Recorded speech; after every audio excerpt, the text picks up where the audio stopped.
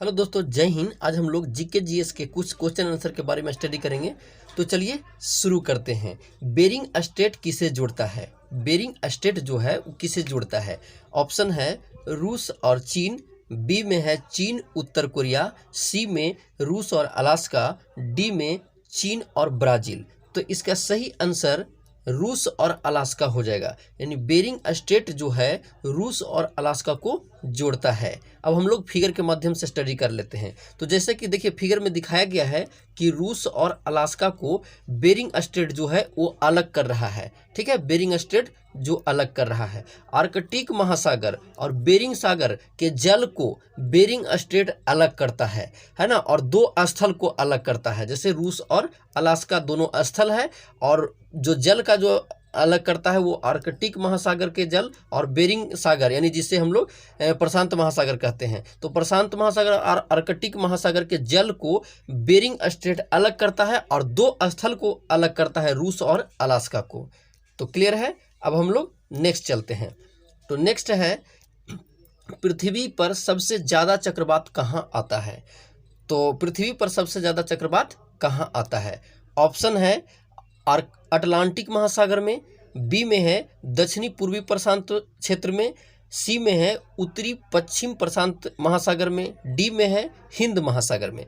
तो देखिए इसका सही आंसर उत्तर पश्चिम प्रशांत महासागर हो जाएगा। इसका सही आंसर उत्तर पश्चिम प्रशांत महासागर हो जाएगा। ठीक है, तो इसको हम लोग स्टडी कर लेते हैं फिगर के माध्यम से। तो देखिए उत्तर पश्चिम प्रशांत महासागर में पृथ्वी पर सबसे ज़्यादा चक्रवात जन्म लेते हैं।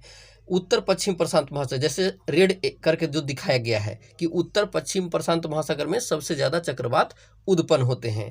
ठीक है, और जहाँ ब्लैक करके जो दिखाया गया है दोनों, तो ये जो है उष्णकटिबंधीय क्षेत्र दक्षिणी अटलांटिक सागर, दक्षिणी अटलांटिक सागर ये वाला क्षेत्र। ठीक है, और दक्षिणी पूर्वी प्रशांत क्षेत्र चक्रवात उत्पन्न नहीं होते हैं। यहाँ पे जो दोनों काला दिखाया गया है, क्योंकि यहाँ पे समुद्री सतह का तापमान बहुत कम होता है। इसका मतलब हुआ कि दाब भी अधिक हो जाएगा। दाब क्या हो जाएगा? अधिक हो जाएगा, जिसके कारण से यहाँ पे चक्रवात नहीं देखने को मिलता है। तो याद रखना है कि दक्षिणी अटलांटिक सागर और दक्षिणी पूर्वी प्रशांत क्षेत्र में चक्रवात नहीं उत्पन्न होते हैं, जबकि सबसे ज़्यादा जो चक्रवात उत्पन्न होता है उत्तर पश्चिम प्रशांत महासागर में उत्पन्न होते हैं। अब हम लोग नेक्स्ट चलते हैं। नेक्स्ट है, कपास उत्पादन में भारत विश्व में कौन सा स्थान रखता है? कपास उत्पादन में भारत विश्व में कौन सा स्थान रखता है? ऑप्शन है पहला दूसरा स्थान पर, तीसरे स्थान पर, चौथा स्थान पर, पहला स्थान पर। तो देखिए कपास उत्पादन में भारत जो है वो विश्व में दूसरा स्थान रखता है। कौन सा रखता है? दूसरा स्थान। इसका सही आंसर दूसरा स्थान हो जाएगा। तो चलिए अब हम लोग इसको स्टडी कर लेते हैं। तो देखिए कपास उत्पादन यानी कि कपास का जो जन्मदाता माना जाता है वो भारत को माना जाता है। यानी कपास का जन्मदाता भारत को माना जाता है। ये एक रेशे की मतलब रेशा युक्त फसल है। ठीक है, रेशे की लंबाई के अनुसार कपास में कई किस्मों में बांटा जाता है। जैसे छोटे रेशे वाली कपास, मध्य रेशे वाली कपास। तो जैसे देखिए छोटे रेशे वाली जो कपास होता है इसमें 2.5 सेंटीमीटर की छोटी रेशा होती है। इसी प्रकार की कपास भारत और चीन में उगाई जाती है। ठीक है, अब मध्य जो रेशा वाली जो कपासें होती है इसमें जो कपास होती है 3.75 सेंटीमीटर से लेकर के 5 सेंटीमीटर की लंबाई तक होती है। विश्व में अधिकांश इसी तरह की कपास उगाई जाती है। इस प्रकार की कपास जो होती है मध्य रेशे वाली, वो ज़्यादातर नील नदी के आसपास के जो देशों में उगाई जाती है। जैसे मिस्र की इसे कपास भी कहा जाता है। और कपास को हम लोग वाइट गोल्ड यानी कि उजले सोना के नाम से भी जानते हैं। अब कुछ और बातें, जैसे विश्व के 3 प्रमुख कपास उत्पादक देश के बारे में हम लोग जान लेते हैं। तो देखिए सबसे प्रथम स्थान पर कपास उत्पादन करने में चीन है, दूसरे स्थान पर भारत है और तीसरे स्थान पर संयुक्त राज्य अमेरिका है। यहाँ तक क्लियर है। नोट में प्रति हेक्टेयर कपास के उत्पादन में ऑस्ट्रेलिया प्रथम स्थान में है। प्रति हेक्टेयर के जो उत्पादन जो होता है उसमें ऑस्ट्रेलिया जो है कपास में प्रति हेक्टेयर में प्रथम स्थान पर है। कितना है? तो 2202 kg प्रति हेक्टेयर ऑस्ट्रेलिया उत्पादन करता है। यहाँ तक क्लियर है। अब हम लोग नेक्स्ट चलते हैं। नेक्स्ट है, जूट उत्पादन में भारत विश्व में कौन सा स्थान रखता है? जूट उत्पादन में भारत विश्व में कौन सा स्थान रखता है? तो ऑप्शन है तीसरा, दूसरा, पहला, पांचवा। तो इसका सही आंसर पहला हो जाएगा। इसका सही आंसर पहला हो जाएगा। जूट उत्पादन में भारत प्रथम स्थान पर है। ठीक है, तो अब इसे हम लोग स्टडी कर लेते हैं। तो देखिए, जूट भी एक रेशेदार फसल होती है जिसका है ना जिसका सबसे ज़्यादा उत्पादन बांग्लादेश, भारत, थाईलैंड में किया जाता है।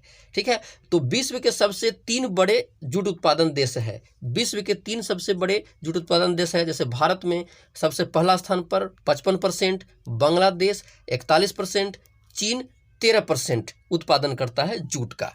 ठीक है, विश्व में सर्वाधिक जूट उत्पादन जो है वो किस क्षेत्र में किया जाता है? तो गंगा ब्रह्मपुत्र डेल्टाई के मैदान में किया जाता है ना। ये ऐसे भी क्वेश्चन आप लोग से पूछ देगा कि विश्व में सर्वाधिक जूट उत्पादन कौन सा क्षेत्र में होता है? तो गंगा ब्रह्मपुत्र डेल्टाई मैदान में होता है, जो बांग्लादेश में मुख्य रूप से है। ठीक है, ध्यान दीजिएगा, जूट उत्पादन देश में सबसे अधिक प्रति हेक्टेयर जो जूट उत्पादन करता है वो बांग्लादेश प्रथम स्थान पर है। यानी कि प्रति हेक्टेयर जूट उत्पादन करने में कौन सा देश है प्रथम स्थान पर? बांग्लादेश प्रथम स्थान पर है। क्लियर है ना। कुछ और जैसे नोट में देखिए, ध्यान देते हैं, जैसे मसाला उत्पादन में भी भारत प्रथम स्थान पर है और बांग्लादेश दूसरे स्थान पर है। मसाला उत्पादन में भारत प्रथम स्थान पर और बांग्लादेश दूसरे स्थान पर है। नेक्स्ट हम लोग चलते हैं। नेक्स्ट है, फलों के उत्पादन में भारत कौन सा स्थान रखता है? फलों के उत्पादन में भारत में कौन सा स्थान रखता है? ऑप्शन है पहला, दूसरा, तीसरा, चौथा। तो देखिए, फलों के उत्पादन में भारत दूसरा स्थान पर है। कितना स्थान पर है? दूसरा स्थान पर भारत फलों के उत्पादन में है। जैसा कि फिगर के माध्यम से हम लोग स्टडी कर लेते हैं। तो देखिए, फल के उत्पादन में चीन के बाद दूसरे स्थान पर भारत है। चीन के बाद दूसरे स्थान पर भारत है ना। प्रथम स्थान पर चीन है और दूसरे स्थान पर भारत है। तो जैसे देखिए, फिगर में मैंने इस तरह के कुछ फल के बारे में बताया है जो जिसमें प्रथम स्थान भारत है। तो देखिए, केला में प्रथम स्थान भारत है, अनार में प्रथम स्थान भारत है, आम में, पपीता में, आंवला में, ये जितने भी मैंने लिखा है ये भारत के सामने। तो केला, अनार, आम, पपीता, आंवला, इसके उत्पादन में भारत प्रथम स्थान में है।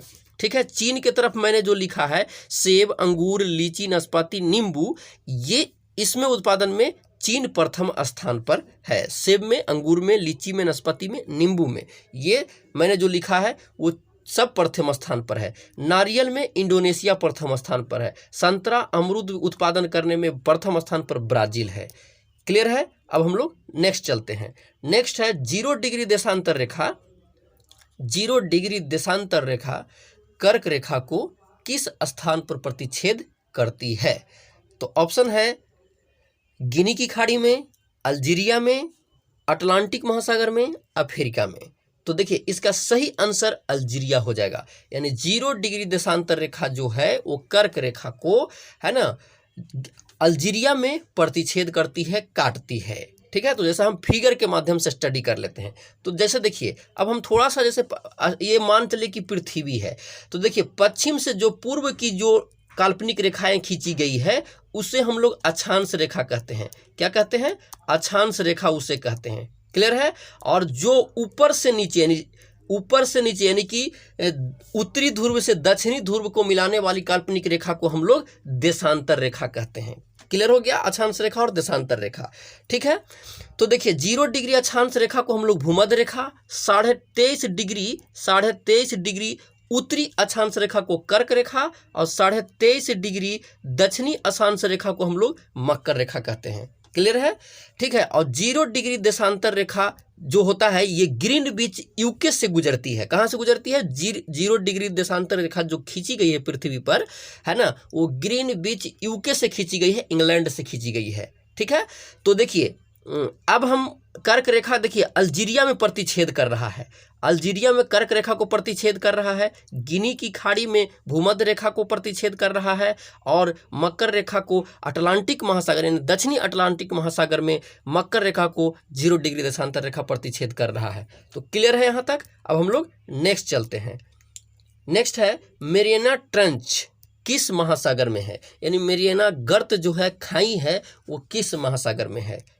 तो ऑप्शन है अटलांटिक महासागर में, प्रशांत महासागर में, हिंद महासागर में, आर्कटिक महासागर में। तो इसका सही आंसर प्रशांत महासागर में हो जाएगा कि मैरियाना ट्रेंच जो है वो प्रशांत महासागर में है। तो चलिए अब इसके बारे में हम लोग स्टडी कर लेते हैं। तो जैसा कि देखिए फिगर में दिखाया गया है, ये जो जितने भी एरिया मैंने हेडलाइट किए हुए हैं ये प्रशांत महासागर है, और इसी प्रशांत महासागर में मैरियाना ट्रेंच यानी मैरियाना गर्त खाई है, ठीक है, प्रशांत महासागर में, ठीक है। तो देखिए विश्व का सबसे बड़ा और सबसे गहरा महासागर जो है वो प्रशांत महासागर है।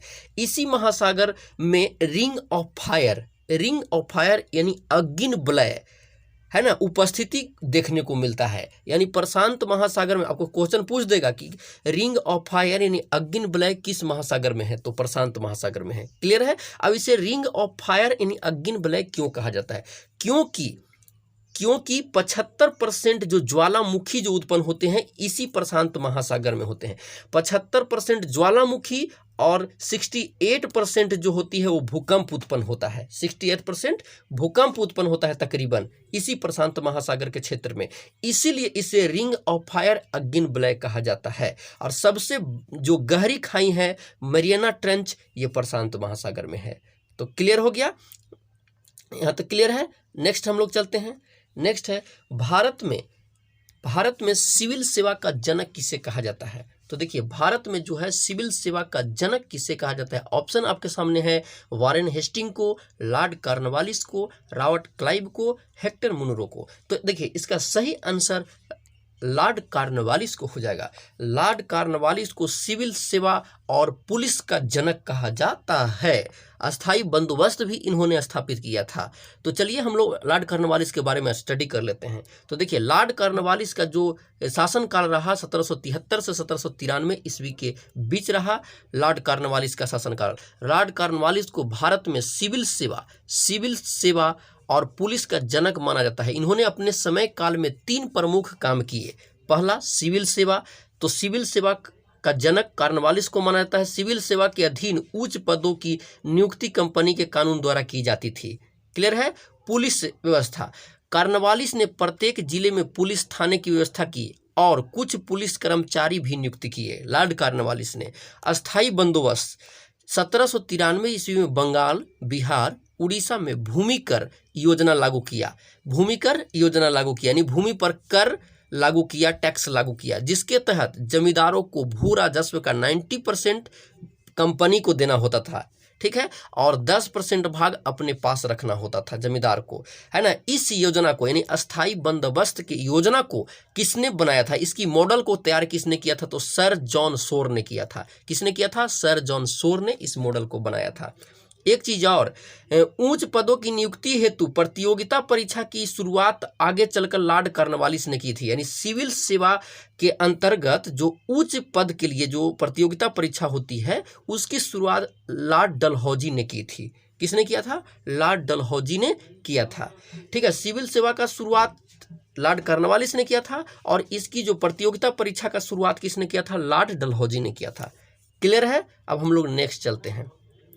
नेक्स्ट है हो जनजाति किस राज्य की है? तो देखिए हो जनजाति किस राज्य की है? ऑप्शन है बिहार, उत्तर प्रदेश, झारखंड, उत्तराखंड। तो देखिए इसका सही आंसर झारखंड हो जाएगा। हो जनजाति जो है वो झारखंड राज्य की है। तो देखिए झारखंड राज्य की और प्रमुख जनजाति जैसे संथाल है, उराव है, हो है, मुंडा है। ये जो जनजाति है भारत की प्रमुख झारखंड की प्रमुख जनजाति है। क्लियर है। नेक्स्ट हम लोग चलते हैं।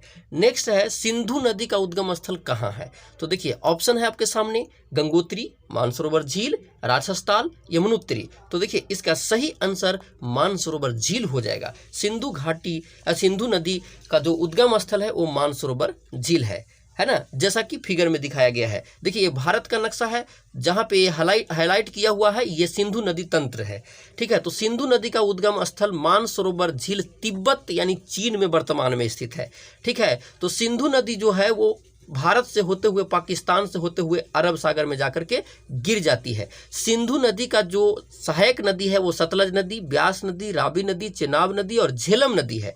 इसमें सतलज नदी जो है इसका उद्गम स्थल मानसरोवर झील तिब्बत में ही है। यानी सतलज नदी भारत में उद्गम नहीं इसका है, यानी तिब्बत मानसरोवर झील से निकलता है सतलज नदी भी। और सतलज नदी और ब्यास नदी हरीके में जाकर के मिल जाता है। इसी हरीके में है ना एक इंदिरा गांधी नहर इसी हरीके से खोदा गया है। इसी हरीके के पास से इंदिरा गांधी भारत की सबसे लंबी नहर का निर्माण किया गया है। क्लियर है।